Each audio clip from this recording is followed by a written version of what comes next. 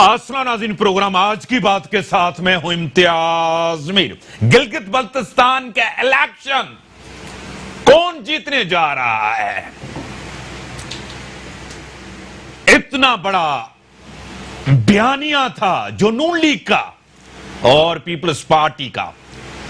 एक तरफ नून लीग ने जो बयानिया बनाया था कि सिलेक्टर्स ने, वैसे तो ये टर्म जो यूज की थी वो बिलावल भुट्टो जरदानी ने यूज की थी। एक नाकाम गवर्नमेंट, नाअहल गवर्नमेंट गिलगित बल्तिस्तान के अंदर, और दूसरी तरफ नून लीग और पीपल्स पार्टी।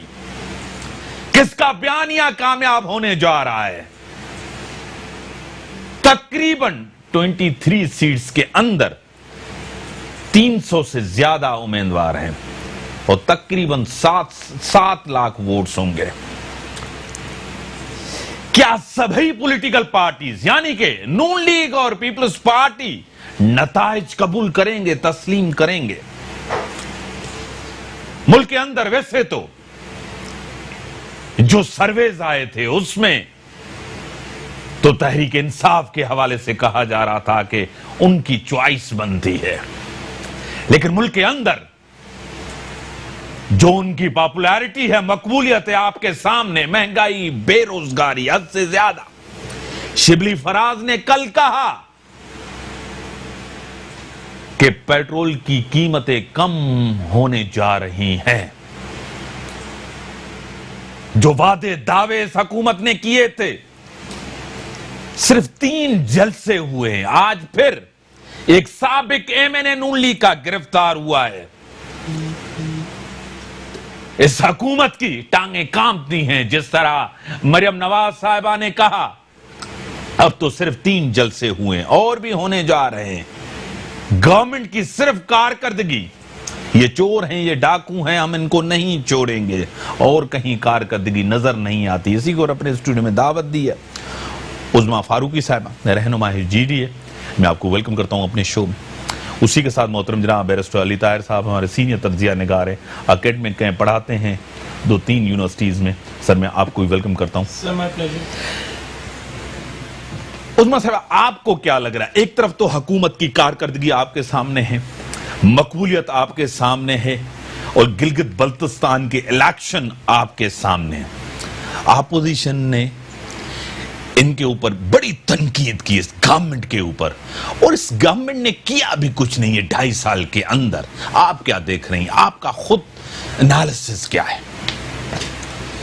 देखिए, इस वक्त जो मौजूदा सूरत हाल नजर आ रही है, इलेक्शन आप देख रहे हैं, नताइज भी आ रहे हैं। वैसे भी आपको सिचुएशन तो आपके सामने है ना, सब लोग देख रहे हैं, हमारे सामने भी, आपके सामने भी है, मगर सिचुएशन बनती भी जो है अभी आपको पता है हुकूमत की ही आ रही है। क्योंकि पीडीएम बनाकर ये सोच लेना कि गवर्नमेंट हमारी आ गई या हमने तख्ता किसी का गिरा के और खुद हमने बैटिंग शुरू कर दी, तो ये सरासर खुश फहमियाँ थी।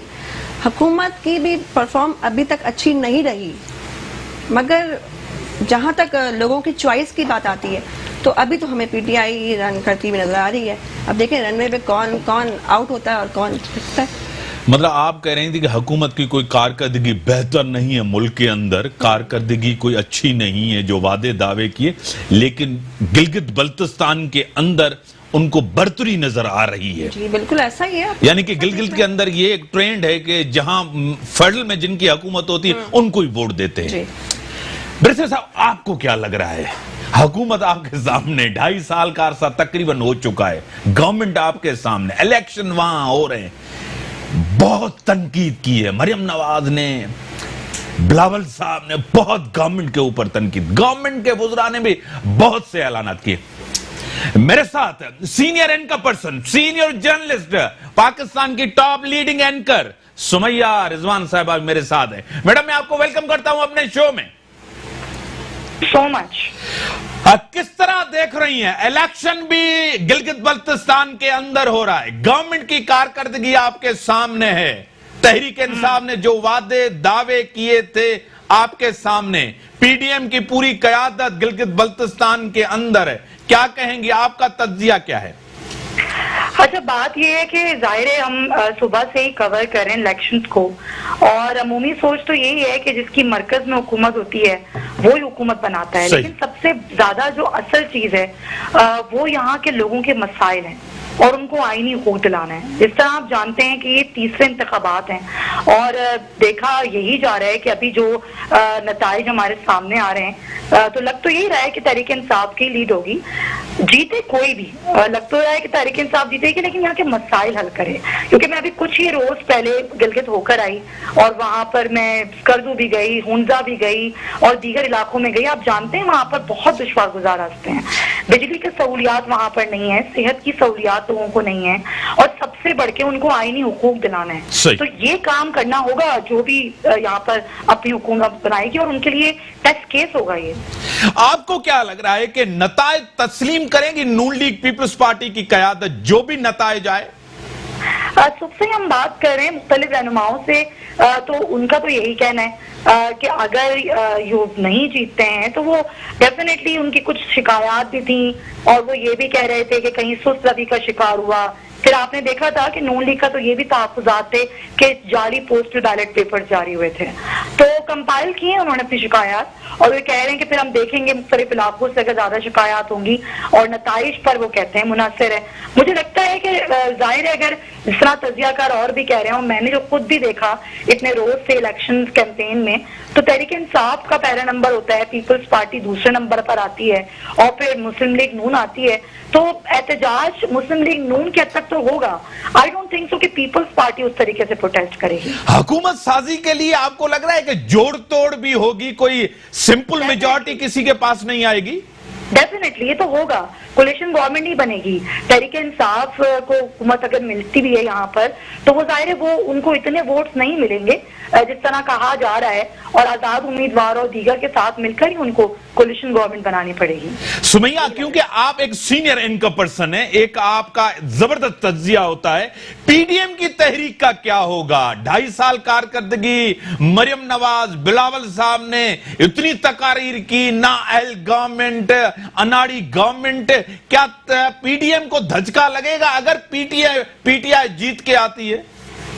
अब धचका तो ऐसा नहीं लगेगा, क्योंकि वो जाहिर पीडीएम का अपना एक, आपको पता है, वो गिलगित बल्तिस्तान इलेक्शन तो नहीं है ना टारगेट। डेफिनेटली अगर यहाँ पर पाकिस्तान पीपल्स पार्टी जीतती है तो एक अलग सिनेरियो होगा, लेकिन पीडीएम से इसको कोई फर्क नहीं पड़ने वाला, क्योंकि अब उन्होंने अपनी एक अलग उनकी जिद्दोजहद है, और वो जिस तरफ जा रहे हैं, खासतौर पर एक बयानिया है, मुख्तलिफ बयानिया है मुस्लिम लीग नून का, और मुझे ऐसा लगता है कि ये चलेगा जब से कि हद तक तो ये चलेंगे मामलात, लेकिन आगे जाके मुझे लगता है कि पीपल्स पार्टी कुछ अलग हो जाएगी इनसे। आपको क्या लग रहा है कि मरियम नवाज की एक बड़ी शिफ्ट आई, बीबीसी का इंटरव्यू आपके सामने है, ये पीपल्स पार्टी की वजह से या कुछ अंडरस्टैंडिंग हुई है? इतना बड़ा शिफ्ट क्यों आया है? अंडरस्टैंडिंग तो कोई खास नहीं हुई है इम्तियाज साहब। देखें, बात यह है कि वो बयानिया जो रखती है मुस्लिम लीग नून, वो हमारे सामने है, फौज मुखालिफ बयानिया है, और ये बयानिया हो या फिर गद्दार कहने का बयानिया, आप जानते हैं ये मंजन बहुत दिखता है हमारे मुल्क में, इसी पर वोट लिए जाते हैं, तो वो एक बयानिया चलेगा। ये एक इंटरव्यू था, उसमें कुछ सवालात के जवाबात थे, अंडरस्टैंडिंग कोई नहीं हुई, अंडरस्टैंडिंग वाली कोई चीज नहीं। पीपल्स पार्टी ये इस बोझ को उठा पाएगी जो नवाज शरीफ साहब की तकरीर कराची में नहीं होने दी गई? बिलावल साहब आ सकते थे, आपको पता है कोयटा में, वो नहीं आए। पीपल्स पार्टी अपने आप को डिस्टेंस तो कर रही है। बिल्कुल ऐसी है, वही जो मैंने आपसे कहा ना पहले कि पीपल्स पार्टी आगे जाके शायद पीडीएम से अलग ही हो जाए। जो सूरत हाल थी, अभी आपने देखा 1 महीने तक बिलावल गिलगित बल्तिस्तान में रहे, उनका असल फोकस यहाँ के इलेक्शंस थे, उनका फोकस पीडीएम नहीं थी। पीडीएम में क्या हो रहा है इतनी दिलचस्पी उनको नहीं थी, वो वहां मौजूद रहे, उनका फोकस गिलगित बल्तिस्तान के इलेक्शन थे, और डेफिनेटली वो 2023 के इलेक्शंस के लिए काम करेंगे। वो साथ तो रहेंगे पीडीएम, मैंने जिस तरह कहा जलसों की हद तक वैसे वो बजाय नजर आएंगे, लेकिन उस तरीके से अब नहीं है उनकी चीजें, और आगे जाके वो अलग हो ही जाएंगे, प्रॉपरली अलग हो जाएंगे। बड़ी मेहरबानी, senior income person, senior journalist Sumaiya Rizwan साहबा मेरे साथ थी, आपकी बड़ी मेहरबानी। नाज़रीन, ब्रेक का टाइम होगा, ब्रेक के बाद आते हैं, इस डिस्कशंस को आगे बढ़ाते हैं।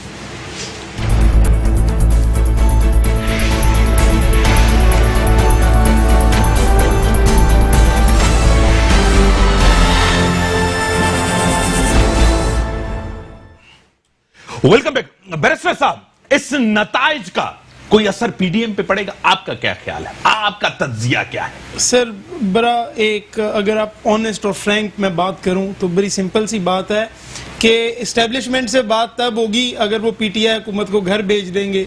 तो एक तरफ अब्बा कहते हैं कि जी ये इस्टेब्लिशमेंट जो है वो स्टेट के अंदर स्टेट का किरदार अदा कर रही है, दूसरी तरफ कह रहे हैं मुंतखब हुकूमत को घर भेजेंगे तो हम आपसे बात कर लेंगे। विजन कोई है नहीं, 2 बच्चे आ गए हैं।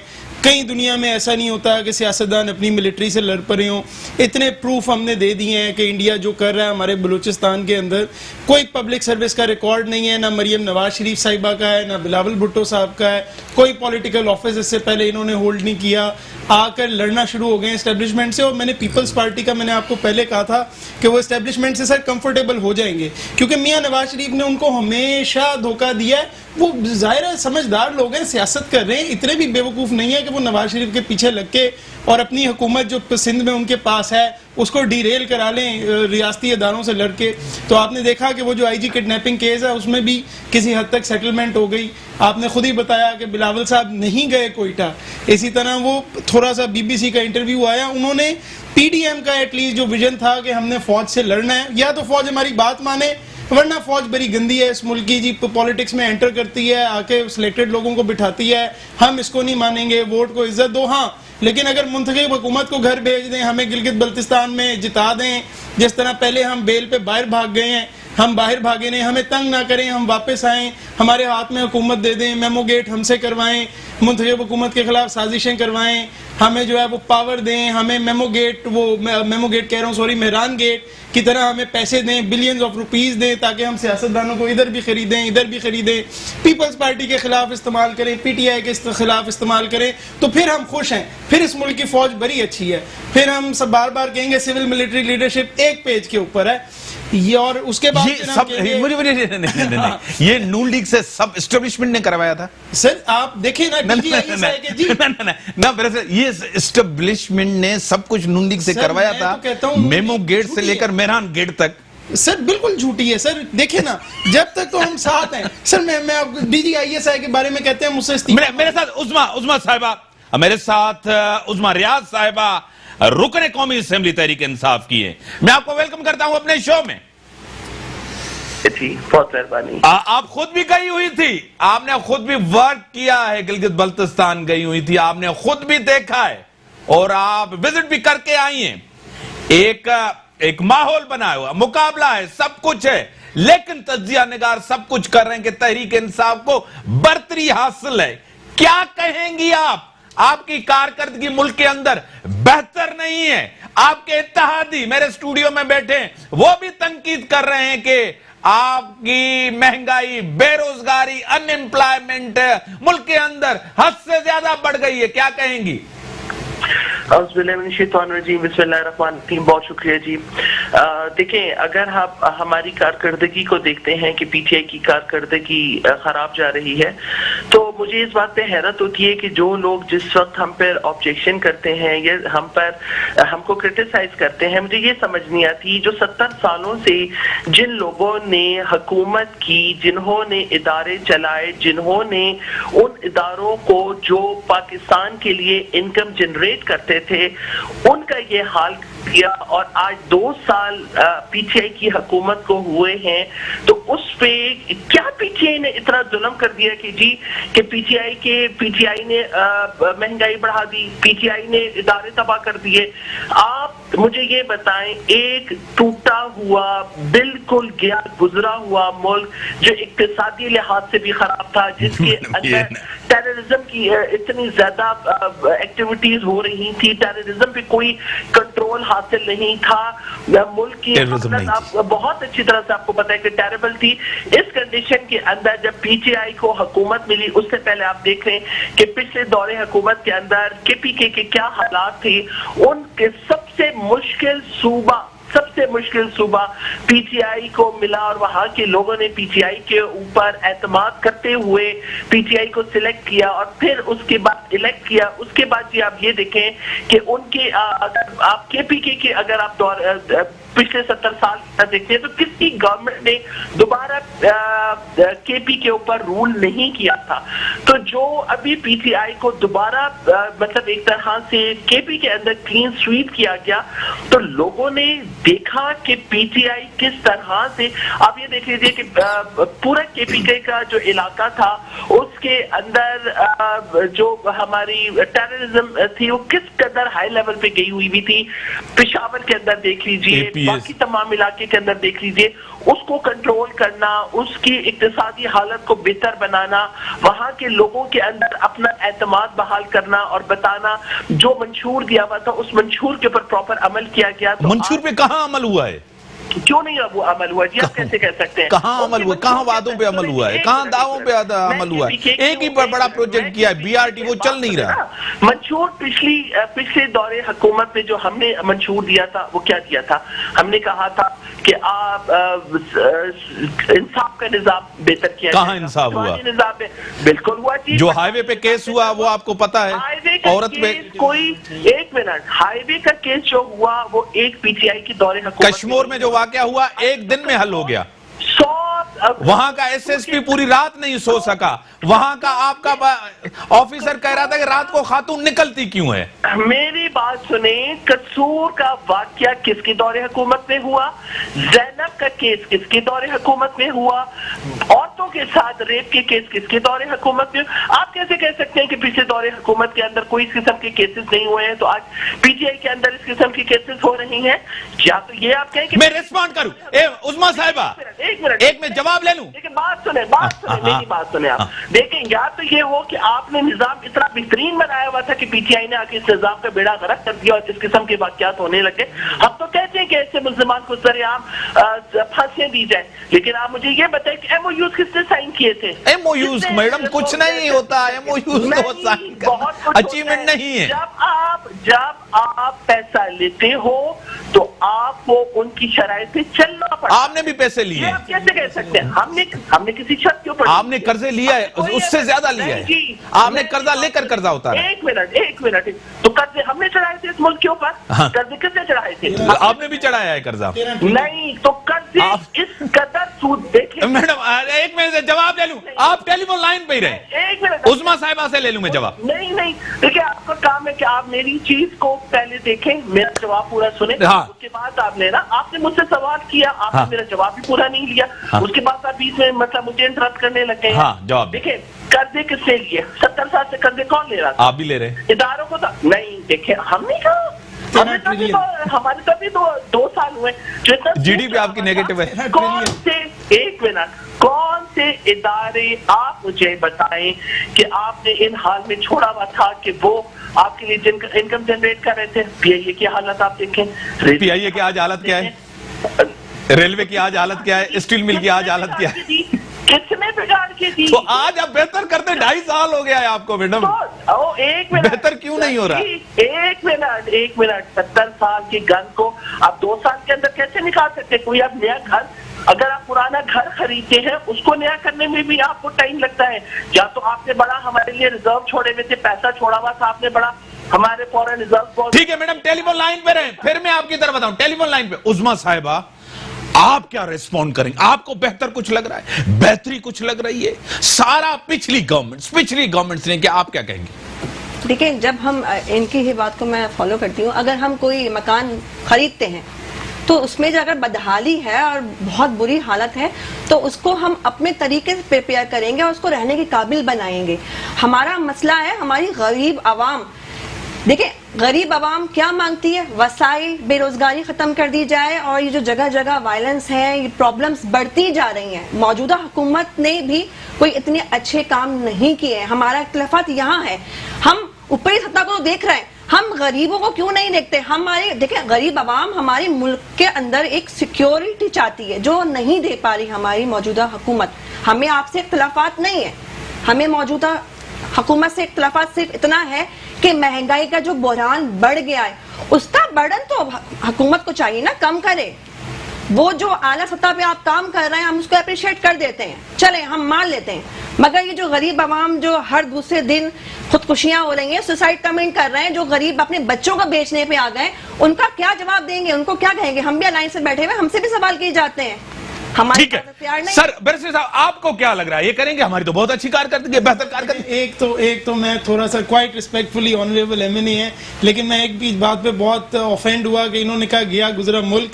पाकिस्तान कोई गया गुजरा मुल्क नहीं है, पाकिस्तान के पास टैलेंट भी है, पाकिस्तान के पास रिसोर्सेज भी हैं, न्यूक्लियर पावर है पाकिस्तान, पूरी दुनिया उसको पहचानती है, पूरी अफगानिस्तान में हमारे पास सीट है, चाइना सीपैक हमारे पास लेके आ रहा है, बिल्कुल हम गया गुजरा मुल्क नहीं है। अल्लाह का शुक्र है हमने इंडिया को भी ठीक ठाक जवाब दिया मिलिटरीली, अल्हम्दुलिल्लाह हम अपनी पोजीशन में स्ट्रॉन्ग खड़े हैं और इंशाल्लाह अल्लाह ताला पाकिस्तान को स्ट्रॉन्ग रखेंगे।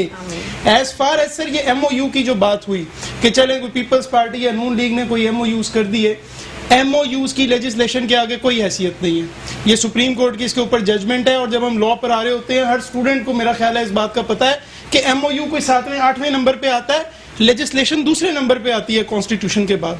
आपने तो लेजिस्लेशन इंट्रोड्यूस ही नहीं कराई। मैं बार बार कह रहा हूँ 2 पेज का बिल है सर, इससे बड़ा बिल नहीं है। आप कम से कम केमिकल कैस्ट्रेशन तो करवाएं।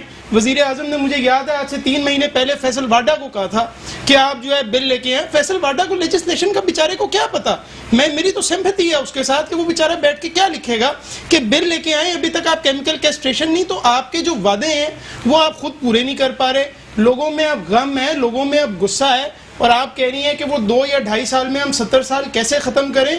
प्राइम मिनिस्टर मुझे याद है पहली स्पीच में उन्होंने कहा 100 दिन के अंदर लोगों को फर्क नजर आना शुरू हो जाएगा। और मैं चूंकि कानून का तालिब इल्म हूं, I am student of law, मैं आपसे कह रहा हूं, मुझे वजीर आजम की बात याद है कि लीगल रिफॉर्म पैकेज लेके आ रहे हैं 100 दिन के अंदर। Where is that legal reform package? मैं आपको आज दोबारा कह रहा हूं, आप 10 यंग लॉयर्स कॉम्पिटेंट बिठा दें, वो एक स्टिमुलस लीगल रिफॉर्म पैकेज लेके आ जाएंगे, इतना मुश्किल काम नहीं। ठीक है, रेस्पॉन्ड करें आप एमएनए साहिबा। एक मिनट, बहुत अच्छी बात की इन्होंने, लेजिस्लेशन लेकर आनी है, लेजिस्लेशन लेकर आ रहे हैं। आप मुझे बताएं ऑपोजिशन कितना हमारे साथ ताउन करती है। इजलास शुरू नहीं होता, उनका हंगामा शुरू हो जाता है। बात करें ना आ जाके, कहें वहां पे कि जी आपकी ये लेजिस्लेशन गलत आ रही है, हम इसको सपोर्ट नहीं करते। कितनी लेजिस्लेशन हम लेकर आए हैं जिसके अंदर से ऑपोजिशन ने इतना हंगामे किए। उन्होंने तो इजलास आज तक तरीके के साथ चलने दिए? कोई तरीके के साथ चलने नहीं दिए। वहां पे बैठते, हमें क्रिटिसाइज करते, हमारी लेजिस्लेशन पे क्रिटिसाइज करते, कहते कि जी आप गलत लेकर आ रही हैं, इसके अंदर ये चेंजेस आनी चाहिए। कहाँ पे ऑपोजिशन ने हमारे साथ ताउन किया? वो तो पहले दिन से उन्होंने तो वजीर आजम को तकरीर करने नहीं दिया, उन्होंने तो पहले दिन से इस। बड़ी मेहरबानी मैडम आपकी, आपका रेस्पॉन्ड आ गया, आपकी बड़ी मेहरबानी। ब्रेक जो टाइम था, अब ब्रेक का टाइम हो गया। ब्रेक के बाद आते हैं, इस डिस्कशंस को आगे बढ़ाते हैं।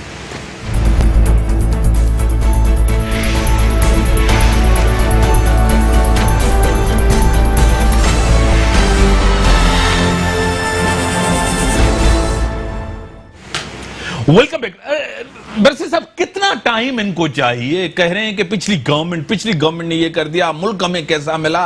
इतनी इनकी जदोजहद, इनको पता, ये पता नहीं था। आज इन्होंने जितना कर्जा लिया, जितनी चीजें की, अभी भी ये उस बयानिए से नहीं निकले। इन्होंने कितनी कमिटमेंट की थी, इनका क्या मंशूर था, आपको खुद पता है। कोई एक चीज भी 2.5 साल के अंदर ये नहीं दे सके, क्या कहेंगे? सर एक तो देखिए, रियलाइजेशन इनको आहिस्ता आहिस्ता हुई है। पहले तो इनका शायद खुद भी ये ख्याल था, ये एमको की शायद जन्नत में थे कि 200 अरब पाकिस्तान आएगा, 100 अरब दुनिया के मुंह पे मारेंगे, 100 अरब पाकिस्तान के लोगों पे लगाएंगे, इंसाफ का निज़ाम बदल देंगे, एक ही दिन में जुडिशरी ठीक हो जाएगी, 1 करोड़ नौकरियां आ जाएगी, पासपोर्ट ऊपर चला जाएगा। लेकिन मेरा ख्याल है आहिस्ता आहिस्ता इन लोगों को रियलाइज हुआ है कि ये सारे काम करने के लिए बड़ी मेहनत चाहिए होती है, और वो आहिस्ता आहिस्ता बड़े तरीके से काम करना होता है। इस चीज का शायद इनका होमवर्क नहीं था, इन लोगों को आइडिया नहीं था, रियलाइजेशन नहीं थी। और अगर आप पॉलिटिकल रियलिटी में देखें तो सर, मैंने पीपल्स पार्टी के दौर में देखा, जब वो 2008 में आए तो उन्होंने सबसे पहले आके कहा 100 दिन, फिर उन्होंने कहा 6 महीने, फिर उन्होंने कहा आधे टेन्योर तो पूरा होने दें, आखिर में जाते जाते उन्होंने कहा हम 5 साल पूरे करेंगे, और 5 साल पूरे होने के बाद उन्होंने कहा अगली बारी हम फिर जीतेंगे, लेकिन वो हार गए तो नून लीग आ गई। नून लीग ने भी यही कहा कि पीपल्स पार्टी और मुशर्रफ ने चीजें खराब की हुई हैं। यानी कि ये भी रवायती हुक्मरान है। बिल्कुल सर, वही ट्रेजेक्ट्री है ना, 100 दिन, 6 महीने, आधा टेन्योर, 5 साल तो पूरे होने दें, फिर पूछिएगा अगला इलेक्शन हम ही जीतेंगे, अवाम हमें फिर मुंतखब करेगी। लेकिन ये आप देखिएगा कि जब ये दोबारा अवाम के अंदर उतरेंगे तो इनके साथ होगा क्या। इन्होंने तो सर, वो एक बड़ी मशहूर कहावत है कि एक कफन चोर था, तो वो कफन चोरी करके ले जाता था, उसकी बड़ी बदनामी थी। जब वो मर गया तो उसका बेटा बड़ा परेशान हुआ, उसने कहा मैं अपने बाप का किस तरह, अपने बाप का नाम कफन चोर सारे कहते हैं, किस तरह मैं इसको बेचारे मैडम इसके ऊपर, क्योंकि ये सियासी गुनाह में ये भी शामिल हैं, क्योंकि ये इनके इत्तेहादी हैं, ये इनके साथ हैं, इन्होंने भी वजारत ली है, ये भी इनके साथ बैठे, ये भी हर हर हर हर जो भी आती है पार्टी उनके साथ होती है। मैं तो समझता हूं उसके बेटे ने सर क्या किया, उसने कफन चोरी के साथ साथ सर में जाके जो है ना कील भी ठोकना शुरू कर दिया। तो लोगों ने कहा यार बाप देखो कितना अच्छा आदमी था, सिर्फ कफन चोरी करता था, ये तो कील भी बेचारा ठोक के चला जाता है। तो यही हाल है।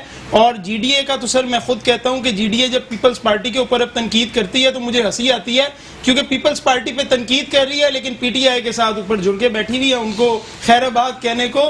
यानी सियासतदानों का तो सर ये एक मॉडस ऑपरेंडी है कि अगर मेरे पास सीट है तो सब अच्छा है और अगर मेरा मुखालिफ है तो सब गंदा है। ये जीडीए का भी यही है, पीपल्स पार्टी का भी यही है, पीटीआई का भी यही है, नून लीग का भी यही है।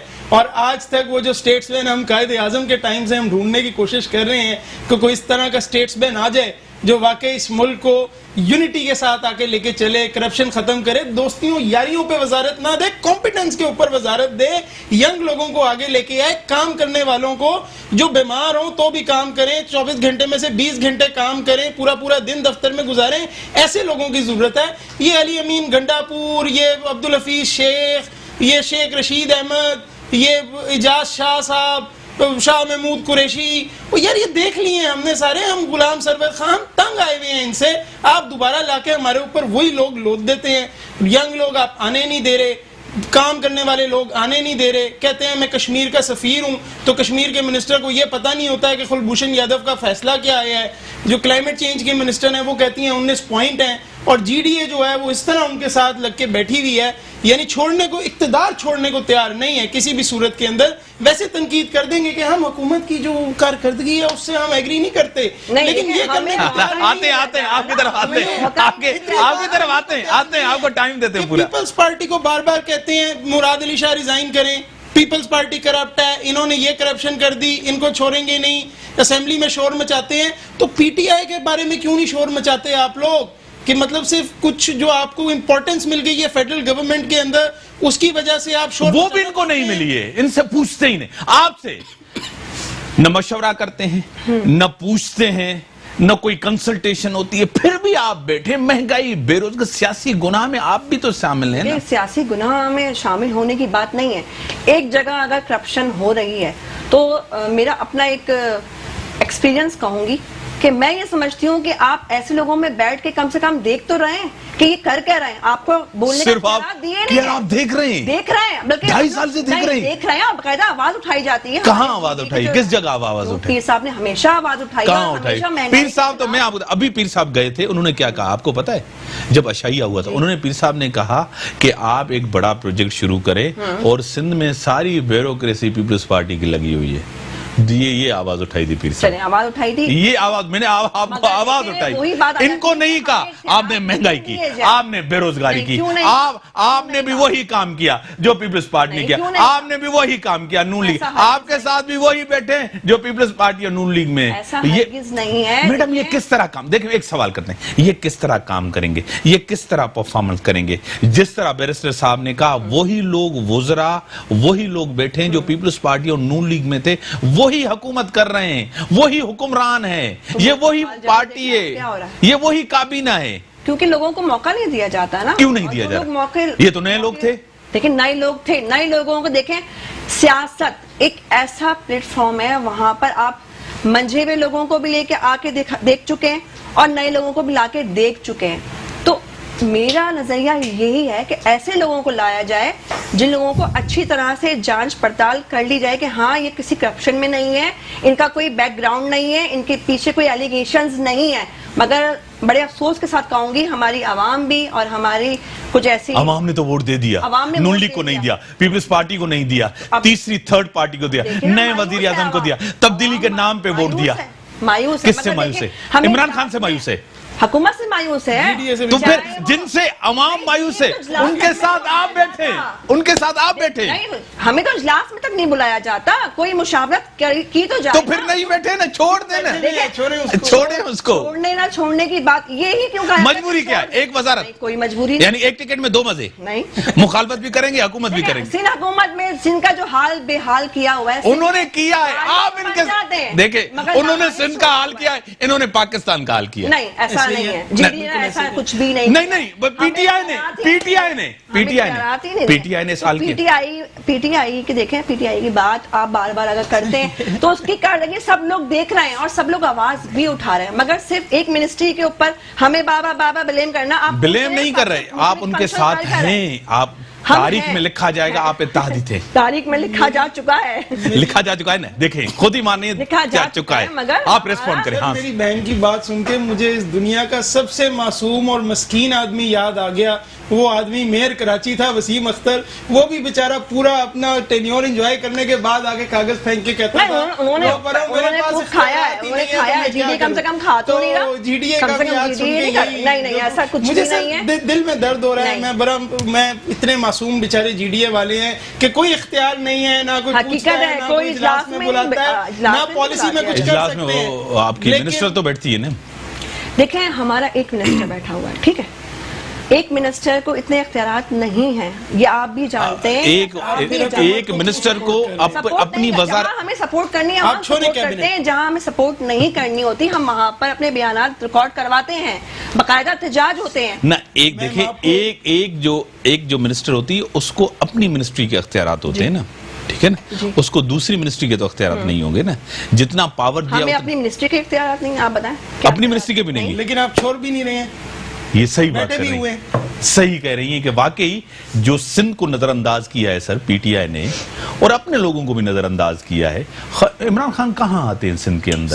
सर बारिशों में इतनी बड़ी, देखिए सही कह रही हैं, मैं जो है ना उस्मा साहिबा इससे कह रहे, देखे ना कराची के अंदर इतना बड़ा इनको मैंडेट मिला, इतनी मेजॉरिटी के साथ। देखें MQM का बड़ा क्वेश्चन मार्क है, MQM का वोट किस तरह गया, क्या हुआ, कुछ हुआ, इसको बड़ा क्वेश्चन मार्क है कि इनको वोट पड़ा।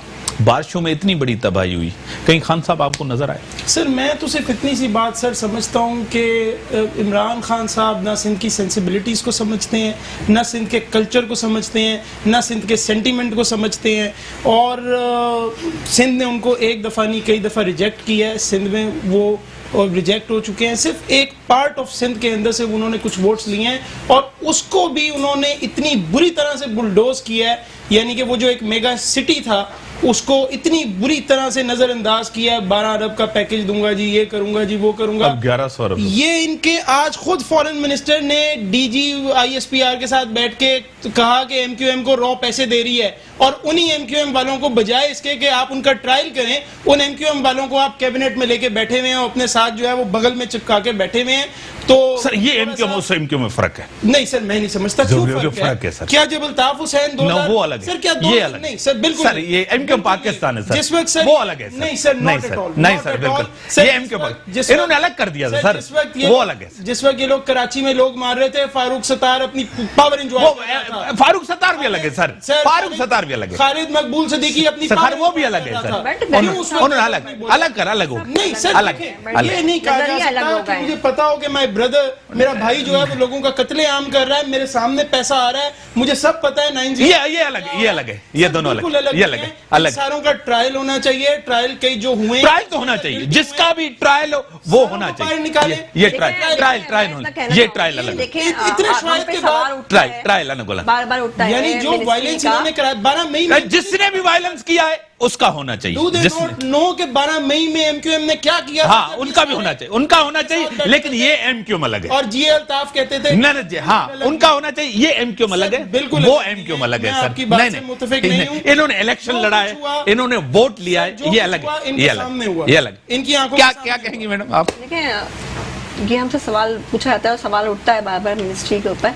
देखिए, पाकिस्तान मुस्लिम फंक्शनल इक़्तिदार में नहीं है। कराची के अंदर, सिंध के अंदर खास तौर पे कहूँगी, कराची के अंदर बारिशों में अपनी मदद आप सोशल मीडिया पे देखें, छोटे छोटे कारकुनों ने इतना काम किया है, कि लोगों ने अप्रिशिएट किया है। हमसे जितना बन सकता है हम अपनी जात के मुताबिक आपने क्या किया है वैसे? करते हैं। तहरीक इंसाफ ने वैसे क्या किया है? लेकिन तहरीक इंसाफ की बात नहीं कर रही हूं मैं, पाकिस्तान मुस्लिम लीग फंक्शनल की बात कर फंक्शनल रही लीग ने वैसे क्या किया है? तारीख में कोई एक बड़ा प्रोजेक्ट बताएं फंक्शनल लीग का। देखिए फंक्शनल आपने सीएम भी बनवाया, आपने प्राइम मिनिस्टर भी बनवाया, आपने जुनेजो साहब को भी प्राइम मिनिस्टर बनाया था। आपने एक बड़ा प्रोजेक्ट सिंध के लिए जो आपने बनवाया हो आप मुझे बताएं। देखिए आपने किया हो, आपने जमहूरियत के लिए कोई कुर्बानी दी हो, जमहूरियत मुझे के लिए बहुत बड़ी कुर्बानी है। कौन सी? देखिए सूर्य बादशाह की आप ना वो अलग थी, वो वतन के लिए थी, वो वतन के लिए थी, वो वतन के लिए थी, वो वतन के लिए, वो वतन के लिए, वो वतन के लिए। क्यों सिंध वतन में नहीं आता? नहीं मैं वो अलग थी। आज मैं आपको बताऊं, वतन में नहीं आता। नहीं वो अलग चीज थी, इसको आप मिक्स नहीं करें। आप मुझे बताएं, आप हर दौर में इक्तदार में थे, कोई एक प्रोजेक्ट मुझे बताएं, कोई ऐसी एक चीज बताएं इस मुल्क के लिए। मुल्क के साथ सूबा है एक बड़ा, सिंध के लिए कोई एक प्रोजेक्ट मुझे बताएं। देखिए सिंध के लिए हमेशा अपोजिशन, कोई पानी का प्रोजेक्ट, कोई एजुकेशन का, कोई हेल्थ का, कोई सिंध के लिए, सिंध के बड़े शहर कराची के लिए नहीं है। 2.5 साल में कोई आपने इमरान खान से प्रोजेक्ट लिया हो?